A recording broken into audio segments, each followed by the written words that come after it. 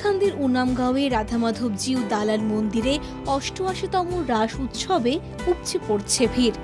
রাসকে কেন্দ্র করে উৎসব মুখর পরিবেশ। বৃহত্তর বিষ্ণুপ্রিয়া মণিপুরী সম্প্রদায়ের প্রধান উৎসব রাসলীলাকে কেন্দ্র করে জাতি, ধর্ম, বর্ণ নির্বিশেষে হাজার হাজার ভক্তের সমাবেশ। সকাল ১১টা থেকে বিকেল পর্যন্ত চলে শ্রীকৃষ্ণের গোষ্ঠলীলা পরিবেশন। শিব, দুর্গা, নারায়ণের সাজে নানা বয়সী ছেলেমেয়েরা তাতে যোগ দেয়। সন্ধে ৬টায় বিশেষ আরতির পর পরিবেশন করা হয় ১৪ বাদল মহাসংকীর্তন। রাত ১১টা থেকে শুরু হয় শ্রী শ্রীকৃষ্ণের শারদীয় মহারাসলীলা।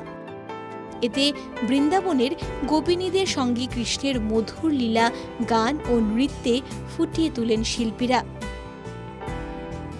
অনুষ্ঠানে উপস্থিত থেকে মন্ত্রী কৃষ্ণেন্দু পাল বলেন, ঈশ্বরের ইচ্ছে ছাড়া কারো কিছু করার নেই।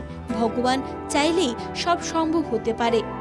একটি ধূলিকণাও স্থানান্তর করা কারো পক্ষে সম্ভব নয় ঈশ্বরের ইচ্ছে ছাড়া।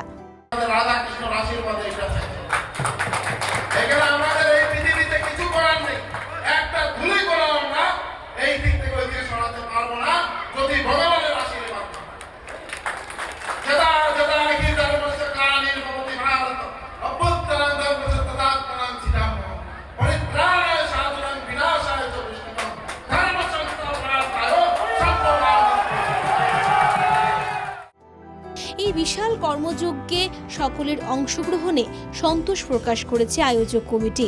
পুরো অনুষ্ঠান সুষ্ঠুভাবে সম্পূর্ণ করায় সকলের সহযোগিতায় ধন্যবাদ জানান আয়োজক কমিটির কর্মকর্তারা।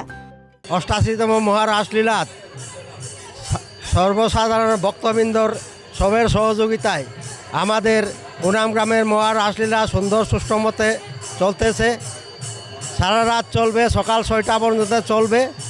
আশা করি সুন্দরভাবে হয়ে যাবে।